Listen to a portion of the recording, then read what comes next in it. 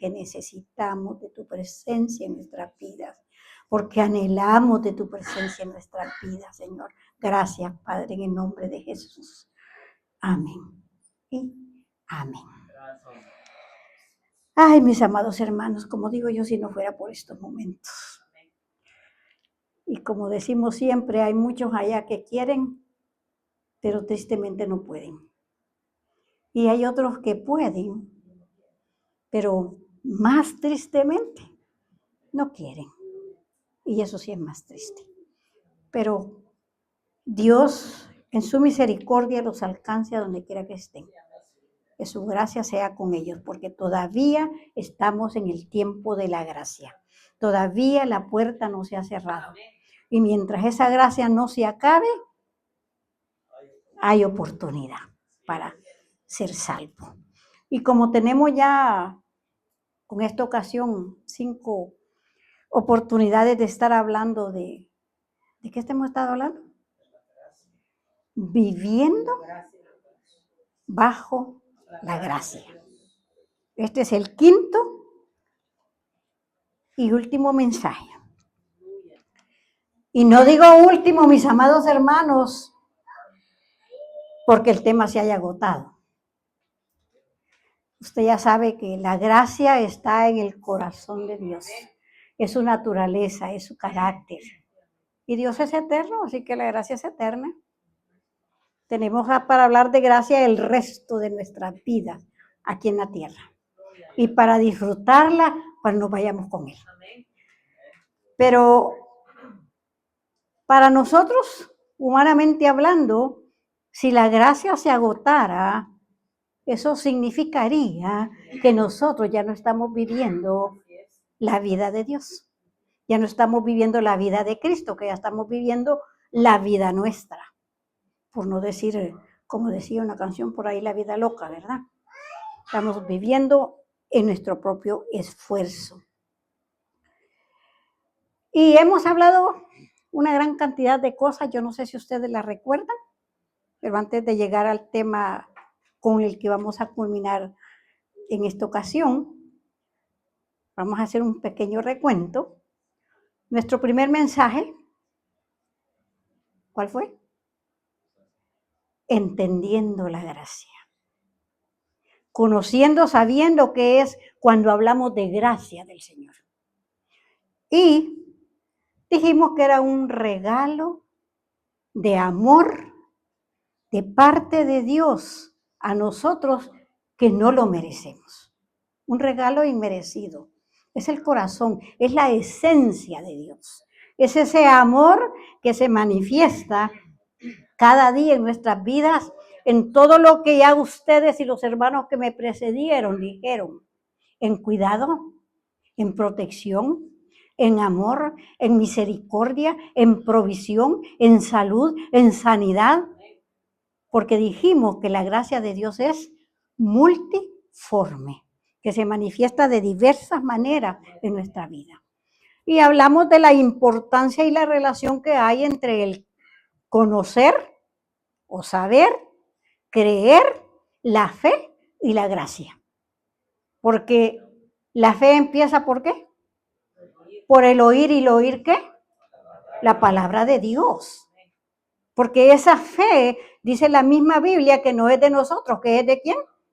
Que viene de Él, es el que pone un poquito de fe en nuestros corazones y nosotros lo que tenemos que hacer es que cultivarla. ¿Cómo? Haciéndola crecer, escuchando la palabra de Dios, buscando a Dios en oración, en ayuno, en lectura, en las cosas de Él.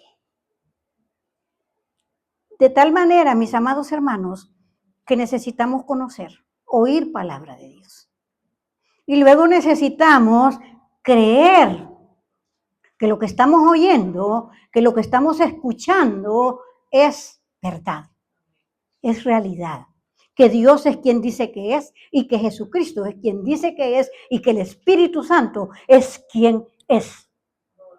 Y cuando creemos eso, estamos a un punto de llegar a esa fe que extiende la mano, que abre el corazón para decidir vivir como Cristo nos manda o nos pide que vivamos. Y esa es la fe que salva. Esa es la fe que nos acerca a esa gracia maravillosa de Dios y que nos da todas esas bendiciones que se derivan de ella. Luego, nuestro segundo mensaje fue que esa gracia no solo nos salva, esa gracia nos transforma, sostiene, fortalece, mantiene nuestra forma de vida aquí en la tierra mientras Él viene por nosotros o nos vamos con Él. No hay otra manera. Por lo tanto, la gracia es lo que determina nuestra vida. Nos da una nueva posición, nos da una nueva identidad. Ya no soy esclavo del pecado. Ahora soy hijo de Dios. Ahora soy ciudadano del cielo. Ya no soy solo ciudadano de la tierra. Esa gracia del Señor me da una nueva posición. Ya no estoy bajo condenación. Ya no soy pecador. Ahora he sido limpio por la sangre de Cristo. Y ahora ya estoy viviendo la vida que Cristo quiere que yo viva. Por lo tanto, mis amados hermanos, ahora ya no soy culpable, ya no estoy condenada, ahora soy perdonada, ahora estoy lavada con la sangre preciosa de Cristo. Es una nueva posición delante de Dios. Ya Dios no mira mi pecado, Dios mira la justicia de Cristo en mí. Luego, ya soy aceptada, soy amada, soy querida, soy protegida, soy la niña de los ojos, soy una nación santa, soy un pueblo escogido. ¿Por qué? Por la gracia del Señor. Ya no estamos separados, ya no estamos destituidos de la gracia de Dios. Ya hemos sido hechos cercanos. ¿Por qué? Por la sangre de Jesucristo. Luego, después de eso, pues hablamos de los testigos, ¿se acuerdan? De Pedro. Señor, sálvame, me ahogo.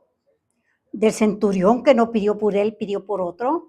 De la mujer del flujo de sangre, rechazada, marginada de la sociedad por su condición religiosa y socialmente. De aquellos amigos que tenían fe y no dudaron en venir y traer a su amigo y hasta subirlo por el techo de una casa. De aquel ladrón en el último momento, el instante en la cruz, que todos ellos, en un momentito determinado, reconocieron quién era Jesucristo, cómo obraba Él y recibieron no solo lo que pidieron. Bartimeo no solo pidió la vista, tuvo salvación, el otro tuvo salvación de pecados, todos recibieron salvación y restauración de vida. Nosotros con todas nuestras necesidades y no nuestros problemas podemos venir libremente delante del Señor, seguros que vamos a recibir lo que pedimos. Y si no recibimos lo que pedimos, el Señor nos va a dar lo que nos conviene y lo que nos da la fuerza para resistir y mantener y continuar con lo que nosotros estamos necesitando. Todas estas cosas las hemos hablado, mis amados hermanos, para llegar al cuarto mensaje, que yo creo que está más fresco: gloriarnos en la cruz de Cristo. ¿Se recuerdan? Vivir cada día de nuestra vida fundamentados, centrados en lo que Cristo hizo por nosotros en la cruz. Por lo que Cristo ya nos dio a nosotros en la cruz. Y hablamos que cuando decíamos la obra de Cristo en la cruz, no es la cruz física ni que nos vamos a clavar ahí directamente, sino todo lo que ya Cristo nos dio en la cruz. El sacrificio, su vida por nosotros.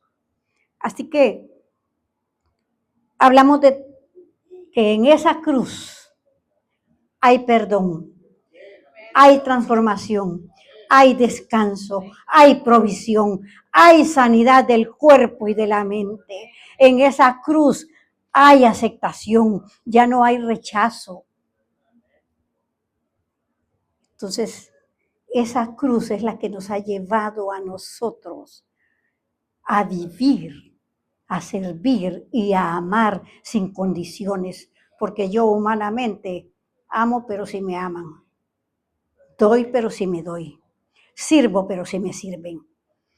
Pero la obra de Cristo en la cruz me ha llevado a amar sin condición, a amar sin pretensión. No quiero nada, no busco nada. Lo que busco es que Dios siga cubriendo mi vida y la vida de los míos y la vida de los que quiero.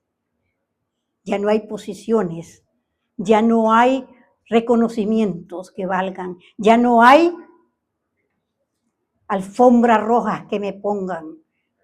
Lo que yo necesito, lo hago y lo hago de corazón, porque lo hago para la gloria y la honra de aquel que ha llevado a mi vida de la basura y del fango y del lodo hasta hacerme una hija suya, redimida por su sangre. Y todo esto lo hemos estado hablando, mis amados hermanos. Y quiero que leamos la palabra de Dios para ponerle un sello a todo esto antes de entrar al último tema. Efesios capítulo 1.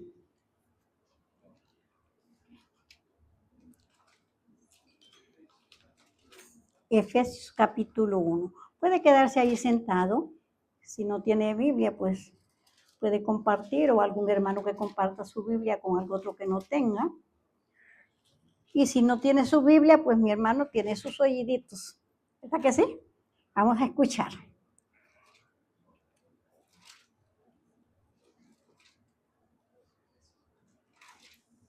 Gracias, pastor. Efesios capítulo 1, verso 3. Bendito sea el Dios y Padre de nuestro Señor Jesucristo, que nos bendijo con toda bendición espiritual. ¿En dónde? En los lugares celestiales. ¿En quién? En Cristo. Según nos escogió en Él antes de la fundación del mundo, para que fuésemos, ¿qué? Santos y sin mancha delante de Él. En amor, habiéndonos predestinado para hacer, ¿qué? Adoptados hijos suyos. ¿Por medio de quién? Según. Para alabanza de la gloria de qué? Con la cual nos hizo aceptos en el amado, en quien tenemos por su sangre el perdón de pecados según la riqueza de qué? Que hizo sobreabundar para con nosotros en toda sabiduría e inteligencia, dándonos a conocer el misterio de su voluntad, según su beneplácito, el cual se había propuesto en sí mismo, para gloria de su ¿qué? De su gracia. Aceptos ¿por qué? Y perdón ¿por qué?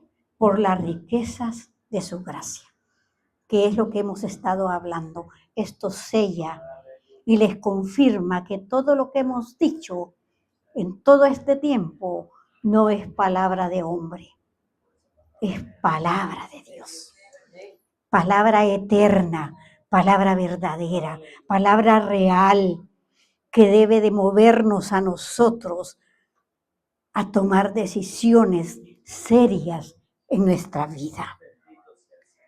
¿Sabemos que Dios nos ama? ¿Lo creemos? La palabra lo dice. Jesucristo lo demostró en esa cruz y nos dio el regalo de vida, que siendo aún nosotros pecadores, Él murió por nosotros. Pero hay que decirlo con tristeza, mis amados hermanos. Muchas veces, y eso nos sucede a nosotros, en muchas ocasiones, hemos recibido la gracia de Dios, hemos sido salvos por esa gracia del Señor, pero no hemos aprendido a vivir en ella. Y seguimos viviendo como esclavos. Seguimos viviendo bajo nuestros propios esfuerzos, bajo nuestras propias decisiones, bajo nuestras propias posibilidades y las posibilidades que el mundo nos da. Déjame tomar unos momentos para compartir un testimonio. Sé que mi hermana lo va a escuchar. Tengo el permiso de ella para compartirlo. Hablé con ella antes de decirlo. No voy a decir nombres, pero yo sé que cuando ella escuche el mensaje, ella ya, aunque no se lo hubiera pedido, ella sabía que era de ella que estaba hablando. Mi hermana tenía un sistema de vida del mundo completamente entregada a eso. Muchas necesidades, muchas luchas en su vida. Y había una hermana en el building donde ella vivía, que era cristiana, y venía casi un día a la semana a orar con ella, a leerle la palabra, a darle a conocer el plan de salvación. Y en un momentito grande de desesperación, esta hermana llamó a su hermana que venía a orar con ella y le dice, mire, ustedes pueden venir con un grupo de hermanos a mi casa a darme un servicio. Y le dijo la hermana, sí, no hay problema, vamos para allá. Llegamos tal día. Llegaron a dar el servicio, se convirtieron 4 en cuenta ella y sacó todos sus santos, sacó todas sus cosas que tenía en su casa allí mismo, la botó y en ese hogar empezó un grupo de oración. Ese grupo de oración es el que yo me uní días más tarde y el que dio origen a la iglesia donde yo me congregué por 48 años. La hermana, siendo fundadora prácticamente de la iglesia, fuimos creciendo, la iglesia fue creciendo. Ahí en ese mismo lugar que era un centro de ancianos del gobierno, se nos dio permiso para dar servicios y bajaban todos los ancianos que no podían ir a las iglesias acá. Pero llegó un tiempo que nos pidieron el local y buscamos otro lugar. Habían pasado ya casi 3, 4 años. Todavía no éramos iglesia constituida, estábamos en desarrollo, pero ya en manos del distrito. Lo que quiero contarles no es esto, lo que quiero decirles es que la hermana, y fuimos creciendo y llegó a ser parte del liderazgo de la iglesia, cuando ya la iglesia se fundó. 20 años después seguimos ahí y quedábamos casi como unas 3 o 4 personas nada más de aquel grupito que empezó. Pero la hermana, cuando se decía, a veces el pastor, levanten la mano los que están seguros de su salvación, la hermana no la levantaba. Y en algunas ocasiones platicando, ella decía que no sentía segura de su salvación. 25 años en el evangelio. Y trabajábamos con ella en estas cosas. Y ella decía, ella misma lo declaraba y sonreía. No, ya dejé mi bultito en la entrada. Ella decía que cuando llegaba a la iglesia se quitaba la mochila con todo lo que ella cargaba en su vida, la ponía en la entrada de la iglesia, se gozaba en el Señor, porque allí quedaban todos los problemas, las penas, las culpas, los errores, los fracasos, y allá se gozaba en el Señor, y cuando salía de la iglesia, recogía su mochilita y se la volvía a poner, y seguía viviendo con eso. ¿Qué sucedía en la vida de la hermana? Mi hermana la conozco desde 7 años, desde que ella tenía 7 años. Había sido rechazada por su padre, fue arrancada de los brazos de su madre y traída a vivir a un hogar. No sufrió maltrato sexual, no sufrió maltrato físico, podríamos decir, pero sí sufrió mucho maltrato emocional. Y aquello le impedía a mi hermana disfrutar de la gracia de Dios. Porque le era difícil cuando tenía un padre que la había rechazado reconocer a Dios como su padre. Y ella siempre andaba en la iglesia buscando algo más que hacer, buscando algo más que dar, porque no se sentía que ella podría ser una persona a la que Dios amara de verdad. Y pasaron los tiempos, hablábamos mucho de esos pasajes de que nosotros ya somos un pueblo escogido, nación santa, linaje especial. Y entonces ella empezó a trabajar con aquello en su cabeza. Y de repente pues llegó un día en que se gozaba de eso y que pudo en libertad levantar la mano y decir, estoy segura de que soy salva, que Dios me ama y que ese amor de Dios me ha hecho salva.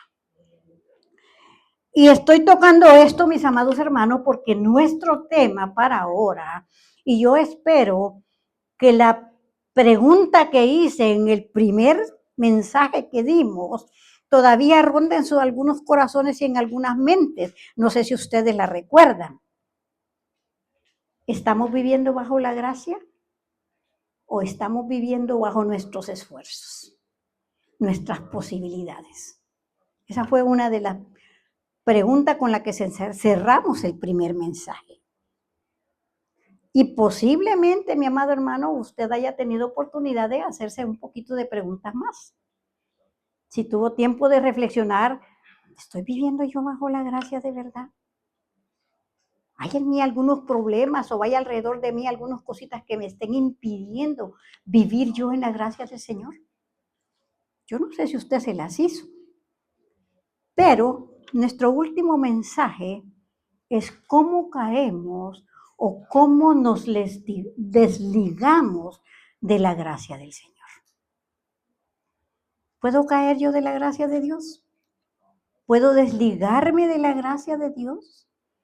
¿Puedo, como el ejemplo del testimonio que le di así rápidamente de esta hermana, con 25 años viviendo en la iglesia, gozándose, sirviendo a Dios con pasión, a veces con entrega, pero haciendo otras cosas, añadiendo otras cosas a su vivir cristiano para agradar y tratar de ganarse el favor de Dios? La gracia, mi amado hermano, grábeselo en su corazón. Si usted ha sido lavado con la sangre preciosa de Cristo, la gracia es el ambiente natural donde usted y yo tenemos que vivir. ¿Cuál es el ambiente natural de los peces? ¿Qué sucede si usted saca un pez del agua? ¿Lo ha visto? ¿Los ha visto usted? Yo era muy fanática de pescar y a veces sacábamos las sardinitas chiquitas que no nos servían para la fridera y las dejábamos por ahí y empiezan a saltar y empiezan a darse vuelta tratando de buscar el agua. Si no alcanza el agua, ¿qué le sucede? Se muere. Si usted es lavado con la sangre de Cristo, su ambiente natural es la gracia de Dios. Y si usted se desliga o se separa de ese ambiente de la gracia de Dios, ¿qué le va a pasar? Nos vamos a morir espiritualmente. Y eventualmente vamos a morir físicamente, igual que todos. Y vamos a estar eternamente en sufrimiento constante y consciente por nuestros pecados. Así que tratemos de vivir lo más que podamos con las luchas y con todo lo que podamos, así como hace el pescadito para volver al agua, mantenernos en ese ambiente natural de nosotros que debe de ser ahora y siempre la gracia de Dios. Esa gracia que nos sostiene, que nos levanta, que nos anima, que nos provee, que nos sana, que nos justifica, que nos da, que sostiene toda nuestra vida. Es como la columna de nuestra vida. Ahora, ¿cómo caemos de la gracia de Dios? Busque a alguien rapidito Gálatas y busque Gálatas 5. Ahí nomás despuésito antes de Efesios creo que está, estábamos leyendo. Gálatas 5 y vamos a leer el 4. Si alguien lo tiene, lo puede leer. Gálatas 5, 4. De Cristo os desligáis, lo que por la ley os justificáis, de la gracia habéis caído. ¿Se puede caer de la gracia? ¿Por qué dice Pablo le está diciendo a esta gente que cayó de la gracia? ¿Porque se desligó de quién? Se desligó de Cristo. De Cristo os desligáis de lo que por la ley se justifican. Pablo les está hablando aquí, ustedes saben, cuando empezamos los mensajes hablamos que esta carta de los Gálatas era una carta de la libertad del cristiano, esa libertad que Cristo nos da, que nadie puede decirme a mí, ni bajarme, ni humillarme hasta el extremo y que yo me humille, porque yo sé en quién he creído. Así que Gálatas es esa carta que Pablo le llama a la libertad. ¿Y es a la libertad de qué? De los judaizantes que querían agregarle a la gracia que nos salva otras cosas. Según el pasaje que leímos, a las cosas de qué? De la ley. A los que se justifican por la ley. Los judaizantes decían, bueno, sí, Jesucristo salva, pero ¿saben qué? También tienen que cumplir estas cosas de la ley. Y no solo la circuncisión, como lo mencionamos en el principio, sino en otro montón de cosas más. Y a eso es entonces lo que nosotros conocemos con el nombre de ¿qué? Legalismo. Volver a los preceptos de la ley. Ahora, si el hermano Pablo volviera en este tiempo, piensen un poquito. ¿Qué sería lo que Pablo le diría a la iglesia de hoy? Si a ellos les decía, bueno, ustedes se cayeron de la gracia porque se desligaron de Cristo, porque quieren volver a los rudimentos de la ley, ¿qué le diría Pablo a la iglesia de hoy? No me cuente, pero piensen un poquito. La iglesia del Señor de ahora. Porque ya no tenemos los judaizantes, ¿verdad? Que nos estén diciendo que agreguemos esto. ¿Qué el apóstol Pablo le recriminaría? ¿Cómo nosotros vemos ahora esa palabra de legalismo? Porque sí se escucha en las iglesias, ¿verdad que la han escuchado ustedes? Es un legalista, dicen. Cuando una persona es legalista o cuando usted puede caer en una situación de legalismo, viéndolo desde nuestro tiempo, en nuestra época. Uno, como la hermana, el testimonio que le di, querer ganarse el favor de Dios, querer agradar a Dios por reglas, por méritos personales o por cumplir normas y reglamentos y principios. Otra forma de ser o de caer en el legalismo es medir nuestra espiritualidad por nuestro desempeño, por lo que yo soy, por lo que yo hago, por lo que yo puedo, por lo que yo tengo. Y esto me lleva a lo que es un orgullo espiritual, que me comparo con otros y yo me siento bien, yo hago tantas cosas y puedo hacer tantas cosas, yo soy mejor que otros. Y la decadencia sigue, mis amados hermanos, cuando no solo nos creemos mejores y superiores que otros, sino que nos volvemos independientes. Tan independientes que ya no necesitamos del hermano que nos puede ayudar en algo, no lo queremos hacer todos nosotros, o nos volvemos tan independientes incluso hasta de Dios. Y autosuficientes espirituales, críticos, jueces de otros, pero a veces no de nosotros mismos, porque somos rápidos, ágiles para juzgar a otros, pero no a nosotros. Eso es un poco más complicado. De tal manera que esto sigue degradándonos. ¿Por qué? Porque nos lleva a la competencia, nos lleva a un espíritu de competencia, nos lleva a un espíritu de celos, de envidia. Y todo eso, mis amados hermanos, todo eso nos desconecta de la gracia de Dios. Absolutamente todo. Y eso nos lleva, ¿saben qué? A una religiosidad vacía y hueca. De creer que todo lo que está en la Biblia es aplicable a otros, pero no me es aplicable a mí. Porque como yo espiritualmente, por mi competencia y por mi desempeño estoy arriba, entonces yo no encajo en esto. Qué maravilloso cuando la palabra del Señor nos dice que es un arma de doble filo. ¿Por qué? Porque tanto hiere al que le escucha como al que le atrae. Y qué maravilloso, mis amados hermanos, es que cuando usted puede llorar delante de Dios, cuando está preparando un mensaje y ver su vida a través de esto, tener esa seguridad y esa certeza de que usted sabe lo que está diciendo, porque lo ha vivido, porque lo vive, no porque se lo han contado, no porque lo leyó.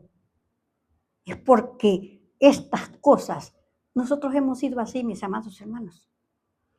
Yo fui prepotente, yo fui independiente, yo fui soberbia, yo fui que creía que todo lo podía, que todo lo entendía. Y qué maravilloso cuando el Señor me doblegó en aquella rodilla y me dijo, separada de mí, nada sos. Separada de mí, nada podés.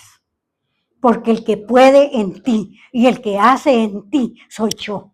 Es mi Santo Espíritu que se mueve y que te lleva y que te motiva y que te impulsa a renunciar a todo aquello que antes te fascinaba, te deleitaba, a decir y a vivir dependiendo de tus propias capacidades y de tus propias habilidades. Ahora depende de mí. Luego, la gracia fluye en corazones humildes. No se olvide de eso, mi amado hermano. Y miren, no piensen los que nos escuchan, si algún día no han tenido contacto con las cosas de la iglesia o con las cosas del Señor, aprendan a entender que no toda persona que se pare y que habla de la palabra de Dios es mejor que nadie. Aquí todos somos iguales. Aquí no hay nadie mejor que nadie, aquí todos somos iguales y todos estamos en el mismo camino tratando de alcanzar la salvación de Dios. Esa es una realidad, por eso a mí no me da pena caer, porque yo sé que ustedes me van a levantar. El segundo aspecto, ¿cómo podemos caer o desligarnos de la gracia de Dios? Hebreos 10:29. Alguien rapidito que lo lea. Hebreos 10:29.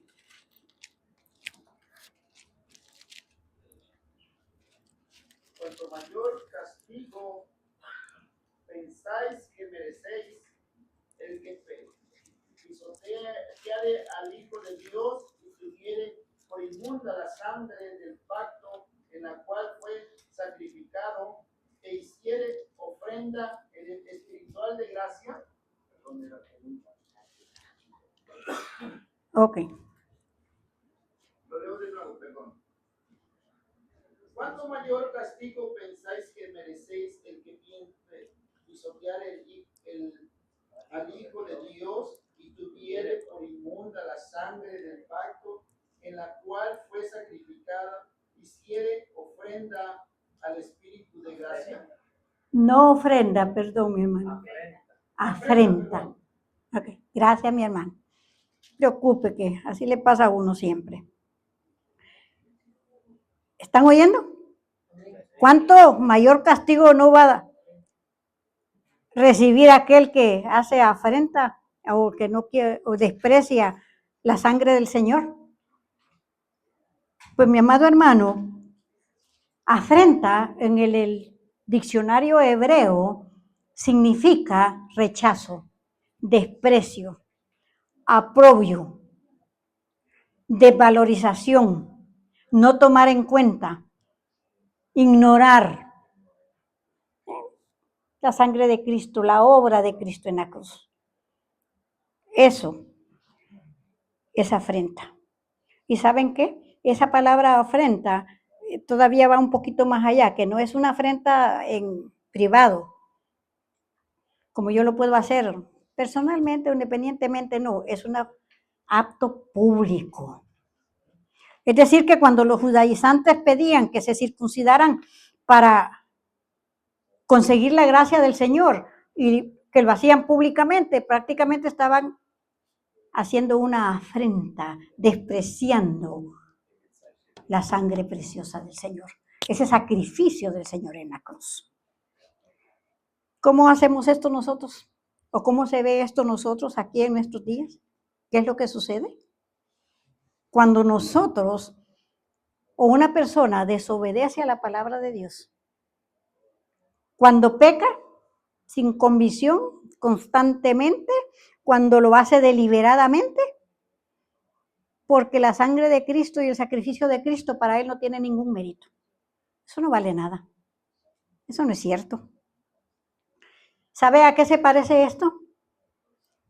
A que alguien le regale a usted un obsequio de valor.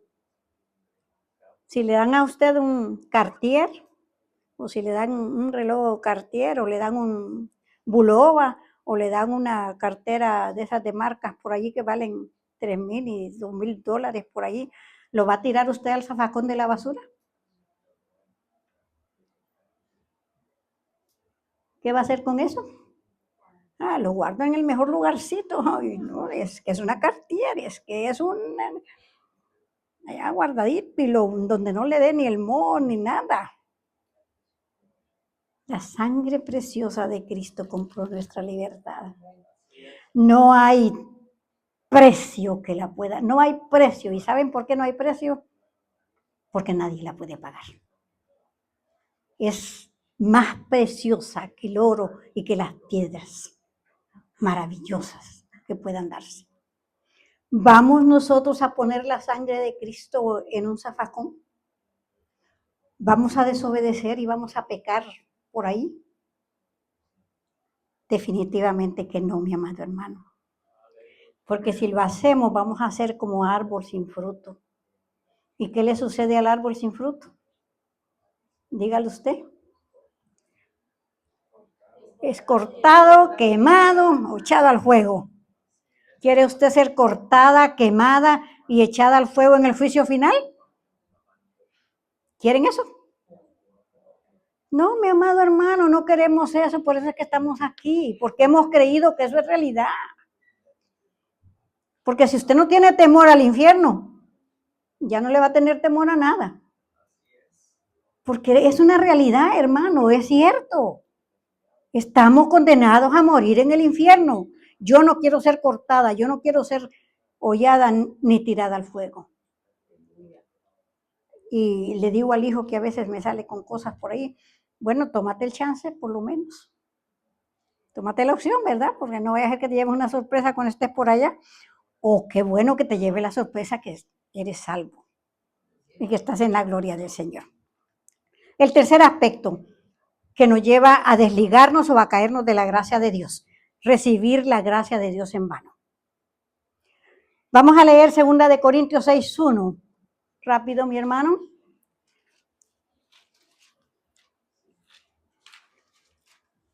Segunda de Corintios 6:1. Así pues, nosotros como colaboradores suyos os exhortamos también a que no recibáis en vano la gracia de Dios. ¿Cuándo se recibe en vano la gracia de Dios? Pues ¿sabe qué? Cuando en usted oye la palabra y sale por esa puerta y sigue viviendo su vida a su manera. Cuando recibe la palabra de Dios, la escucha, pero no hay ningún tipo de disciplina en su vida para vivir en ella. De esa manera usted está recibiendo la gracia de Dios en vano. No hay madurez espiritual, no hay desarrollo espiritual, no hay ninguna disciplina espiritual, no hay nada. ¿Ya? El cuarto aspecto. Vamos a leer Hebreos 12:15. El pastor utilizó esta cita en la prédica del viernes. Hebreos 12:15. ¿Qué dice Hebreos 12:15? Mirad bien, no sea que alguno deje de alcanzar la gracia de Dios, que brotando alguna raíz de amargura os estorbe y por ella muchos sean contaminados. Gracias, mi hermano. ¿Por qué podemos nosotros desligarnos o caernos de la gracia de Dios? Porque haya en nosotros, ¿qué? Raíces de amargura. Eso estorba. Y por eso, dice, muchos son contaminados. ¿Qué había en la hermana del testimonio que les dije que no podía vivir en la gracia de Dios? Amargura, inconformidad, falta de perdón por haber sido rechazada y haber sido maltratada de la forma que fue. Esa falta de perdón, esa queja constante, ese resentimiento, ese de vivir recordando esas cosas negativas que nos impactaron la vida, esas situaciones negativas, todo eso, mi hermano, de situaciones no resueltas, no entregadas al Señor, va creando raíces profundas en nuestra vida que nos llevan y no nos permiten vivir en la gracia de Dios. La gracia no culpa. La gracia no paraliza. ¿Sabe qué? La gracia nos corrige, pero no nos condena. Si tenemos algo en nuestro corazón, en nuestra vida, que no lo hemos perdonado, que no hemos entregado a Dios, mis hermanos, la gracia de Dios está abierta. No es solo cuestión de salvación, es cuestión de vivir en ella, de caminar con ella y de no tener nada en nosotros que nos estorbe de vivir en ella. Porque ¿qué dice en la porción que leímos? Muchos pueden ser contaminados. Yo conozco personas, y el otro día comentaba con alguien, que fueron cristianos, vivieron su vida en la iglesia desde pequeños, fueron esposas, hijos de pastores, y por situaciones de malos momentos se han apartado completamente del evangelio y no quieren oír nada del evangelio de Dios. ¿Quién les falló? ¿Les falló Dios? ¿Les falló el evangelio? ¿Les falló otro humano como nosotros? Y la palabra dice, maldito el hombre que cree en otro hombre. A mí me puede fallar usted, su mamá, su hijo, su esposo. Nos van a fallar, hermano, porque todos somos pecadores. Pero el Dios de la gracia, el Dios del amor, el Dios de la misericordia, el Dios que dio su vida en esa cruz, ese nunca le va a fallar. Eso téngalo por seguro. No se aparte de Él, no se separe de Él por cosas que otros le hicieron. Más bien, mi hermano, la invitación es que corra a los pies del Señor, que corra y busque esa gracia de Dios, donde va a encontrar paz, consuelo y descanso para su vida. Y luego tenemos otro problema. Cuando convertimos la gracia de Dios en excusa para pecar. Vamos, léame a alguien rapidito, Judas, capítulo 4, pero solo vamos a leer la parte B. Judas, capítulo 4. Vamos a leer, capítulo 1, y vamos a leer el verso 4, pero la parte B nomás, o solo sea la segunda parte.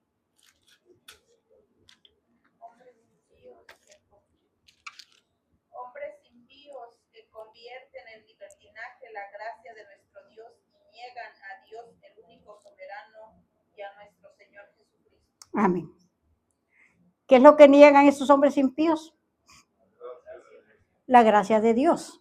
¿Y qué más? Nos dice. Niegan al Dios soberano, al único Dios. ¿Cuáles son esos hombres impíos?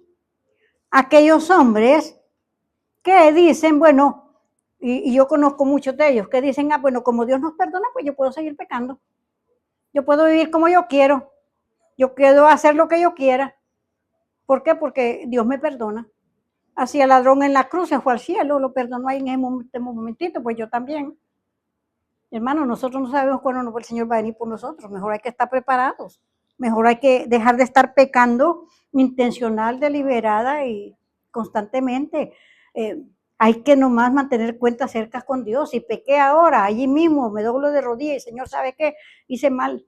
Miré al hermano mal. Le hablé mal a mi hijo. Pensé mal del hermano. Perdóname. Y si hice oprobio del hermano y el hermano se dio cuenta de toda mi maldad, pues tengo que ir donde el hermano y decirle, hermano, perdóneme. Yo pensé esto de usted. Me equivoqué. Discúlpeme. La gracia justifica el pecado. La gracia nos libra de él. Pero justifica el pecado no para que sigamos pecando, sino que nos justifica a nosotros, que somos pecadores. Y nos capacita, ¿para qué? Para que podamos vivir en santidad. Él nos da la gracia del Señor, nos da la fuerza, el poder para resistir el pecado. No, ¿por qué?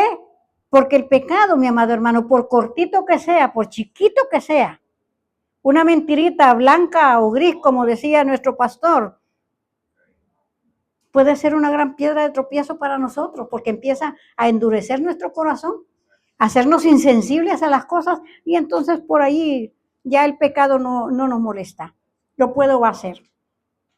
¿Saben que hacer esto es como usar un medicamento que en vez de curarnos el dolor, nos va a dar más dolor?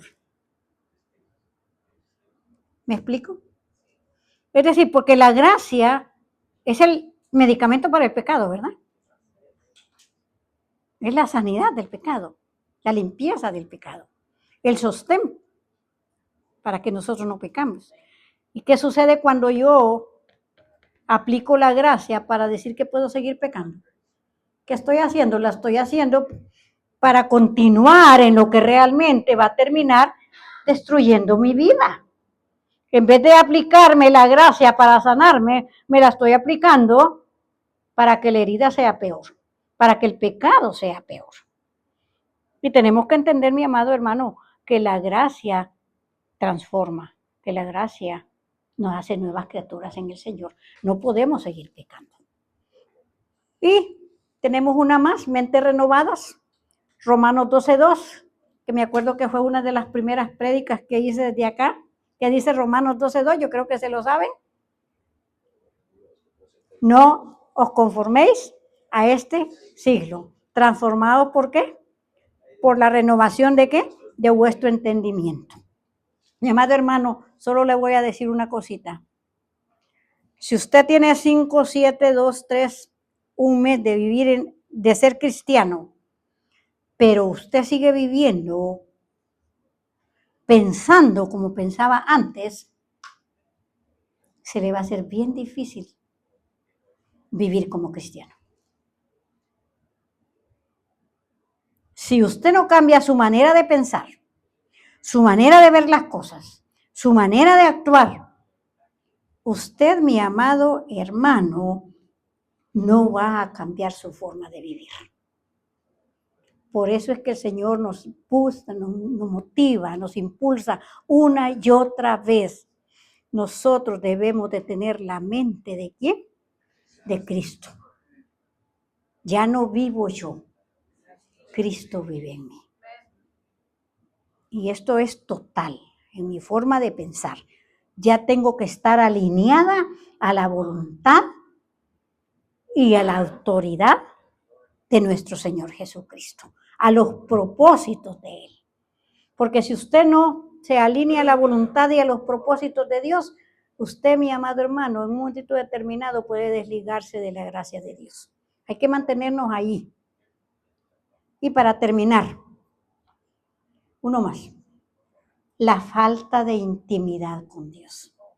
Eso nos puede desligar de la gracia de Dios. Y cuando digo de falta de intimidad, en Juan capítulo 15, versículo 5, dice el Señor mismo, no lo dice a través de profetas ni de nadie, sino que él mismo, separados de mí, ¿de quién tiene que estar usted unido? A Cristo. A Cristo. Intentar vivir una vida cristiana sin una relación con Dios es un engaño, es una mentira. Yo no puedo vivir una vida cristiana si yo no mantengo una íntima relación con el Señor.